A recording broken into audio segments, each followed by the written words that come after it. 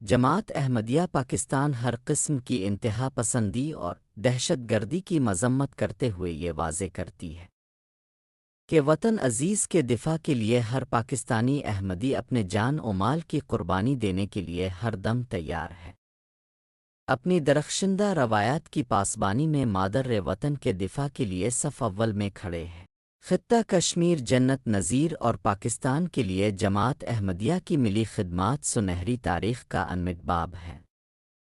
کشمیر پاکستان کی شارگ ہے۔ ہندوستان کے ساتھ حالیہ کشیدگی کے اس نازک موقع پر تمام پاکستانی قوم کو ہر طرح کے مذہبی اور سیاسی اختلاف کو پس پشت ڈال کر سیسا پلائی دیوار کی طرح ایک قوم بن کر حالات کا مقابلہ کرنا چاہیے۔